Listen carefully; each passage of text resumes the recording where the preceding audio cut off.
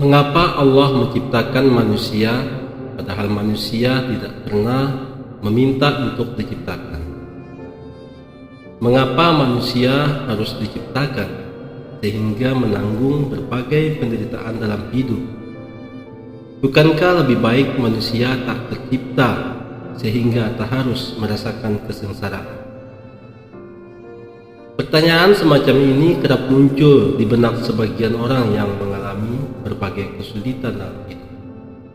Meskipun pertanyaan ini sederhana, tapi akan memerlukan jawaban yang agak panjang. Kali ini kita akan membahas pertanyaan semacam ini secara agak detail dengan berpedoman pada firman Allah sendiri dan sabda Rasulullah Muhammad SAW. Sebagai pendahuluan, harus diketahui bahwa sebenarnya dalam Al-Quran kita diajari untuk tidak menanyakan tentang perbuatan Allah, kenapa begini dan kenapa begitu. Tetapi harusnya kita sibuk mempertanyakan tindakan kita sendiri. Apakah sudah tepat atau belum? Allah berfirman, Allah tak bisa ditanya tentang apa yang diperbuatnya. Merekalah yang dimintai pertanggungjawaban. Quran Surat Al-Anbiya 23. Tindakan Allah sebagai Tuhan yang memiliki semesta alam adalah mutlak dan tak perlu persetujuan siapapun. Bila mau dibuat perbandingan, kita sebagai manusia terbiasa memelihara hewan ternak, mengembangbiakannya lalu menyembelihnya sebagai makanan tanpa merasa bersalah sedikit pun, sebab merasa berhak melakukannya. Padahal kuasa kita pada hewan ternak itu amatlah sedikit, sebab bukan kita yang memberi dan menjamin kehidupan hewan itu, tetapi semuanya dilakukan hanya oleh Allah. Namun anehnya, manusia kerap kali merasa begitu spesial sehingga seolah Tuhan sekalipun harus meminta persetujuannya, padahal dirinya sendiri adalah seutuhnya mutlak milik Tuhan, sehingga Tuhan berhak melakukan apapun terhadap dirinya. Kekuasaan mutlak Allah untuk melakukan apapun sesuai kehendaknya disebutkan dalam Al-Quran berkali-kali dengan berbagai redaksi. Salah satunya adalah sebagai berikut. Sesungguhnya Tuhanmu maha melakukan apa yang ia kehendaki. Quran Surat Hud 107. Kekuasaan Allah untuk melakukan apapun tanpa meminta persetujuan siapapun dan tak bisa ditentang siapapun adalah bukti kesempurnaannya. Bila Allah masih bisa dimintai pertanggungjawaban, maka bisa ditanya kenapa dan mengapa.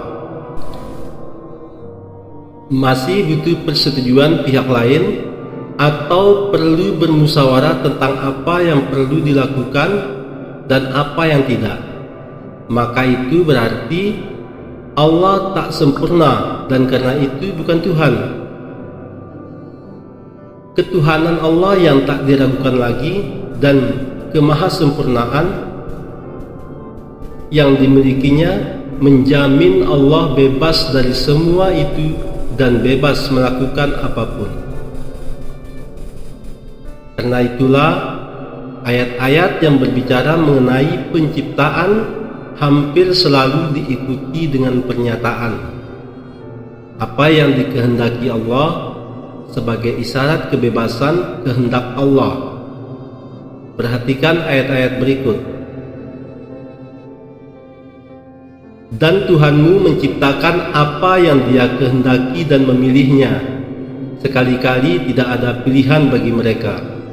Maha suci Allah dan maha tinggi dari apa yang mereka persekutukan dengan Dia. Quran Surat Al-Qasas 68. Allah, Dialah yang menciptakan kamu dari keadaan lemah, kemudian menjadikan kamu sesudah keadaan lemah itu menjadi kuat. Kemudian Dia menjadikan kamu sesudah kuat itu lemah kembali dan berubah. Dia menciptakan apa yang dikehendakinya dan Dialah yang maha mengetahui lagi maha kuasa.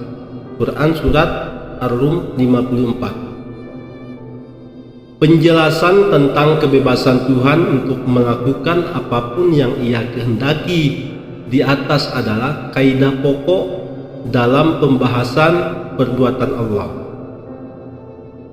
Kebebasan mutlak ini dikenal sebagai sifat iradah yang merupakan salah satu dari sekian banyak sifat yang pasti dimiliki oleh sosok Tuhan yang benar. Keberadaan sifat iradah ini berkonsekuensi pada peniadaan adanya keharusan, larangan, dan intervensi apapun terhadap tindakan Tuhan, sehingga tindakannya tak bisa ditanya mengapa. Namun demikian, kita beruntung sebab ternyata Allah mau memberikan informasi tentang tujuan penciptaan manusia agar pertanyaan di benak kita hilang. Tujuan tersebut adalah 1. Sebagai pengurus khalifah bagi planet bumi, sebagaimana dinyatakan dalam firman Allah. Ingatlah ketika Tuhanmu berfirman kepada para malaikat, sesungguhnya Aku hendak menjadikan seorang khalifah di muka bumi. Quran Surat Al-Baqarah 30. 2. Untuk menyembah Allah sebagaimana dalam firman Allah, dan aku tidak menciptakan jin dan manusia melainkan supaya mereka mengabdi kepadaku. Quran Surat Al-Zariyat 56.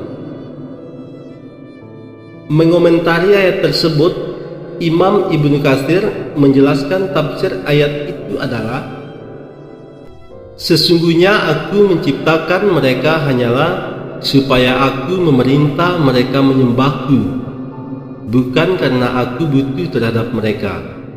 Makna ayat itu adalah bahwa Allah menciptakan manusia supaya menyembah Dia saja, tak menyekutukan dengan yang lain. Siapa yang taat pada Allah, maka Allah akan membalasnya dengan balasan yang sempurna. Siapa yang bermaksiat padanya, Allah akan menyiksanya dengan parah. Ibnu Katsir, tafsir Ibnu Katsir 425. 3. Supaya manusia tahu kemahakuasaan Allah, sebagaimana firman Allah, Allah lah yang menciptakan tujuh langit dan seperti itu pula bumi. Perintah Allah berlaku padanya agar kamu mengetahui bahwasanya Allah Maha Kuasa atas segala sesuatu dan sesungguhnya Allah ilmunya benar-benar meliputi segala sesuatu. Quran Surat At-Talaq 12. 4. sebagai bukti kelayakan untuk ditempatkan di tempat mana di akhirat. Akhirat mempunyai dua tempat yang bertolak belakang, yakni surga dan neraka. Allah bisa saja langsung menciptakan manusia untuk seketika ditempatkan di keduanya tanpa alasan apapun. Tetapi Allah tak melakukannya. Allah memilih membuat manusia hidup di dunia terlebih dahulu untuk melihat sendiri amal perbuatannya sehingga layak di tempat mana.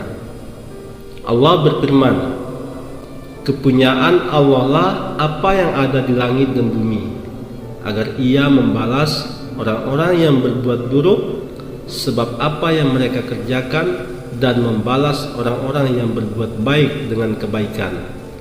Quran Surat An-Najm 31. Dari kemenangan dan kesabaran menghadapi berbagai kesusahan itulah kita dapat membuktikan kelayakan kita untuk menjadi penghuni surga.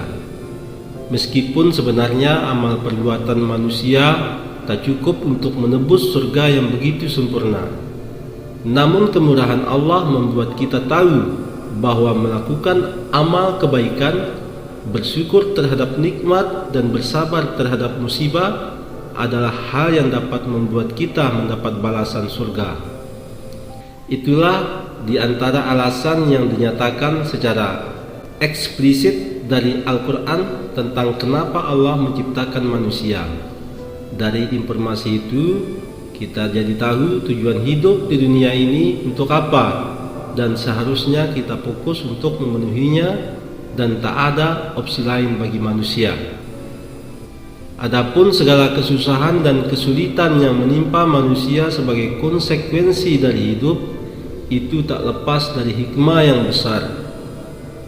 Setiap sakit, bahkan sekecil apapun, akan diganti dengan pengampunan dosa dan pahala.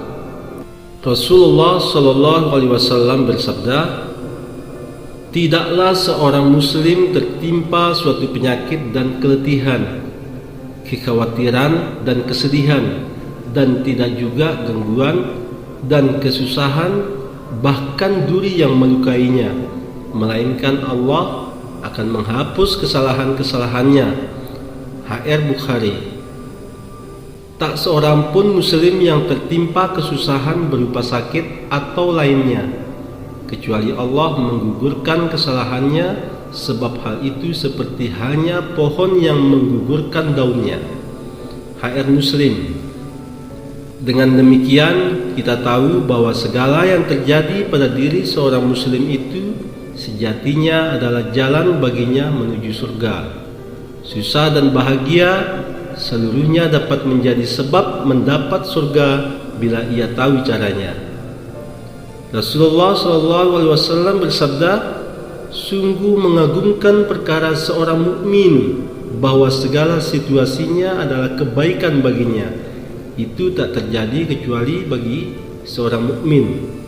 Bila ia mendapat kebahagiaan, ia bersyukur sehingga menjadi kebaikan baginya.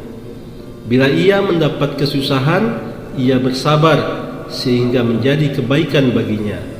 HR Muslim. Dengan menyadari kenyataan ini, maka bersyukurlah kita sudah tercipta di dunia ini. Bila kita tak tercipta, maka tak mungkin kita mendapat potensi untuk kekal di surga. Bertahun-tahun kesengsaraan di dunia tak ada apa-apanya bila itu diganjar dengan sebuah kebahagiaan yang abadi.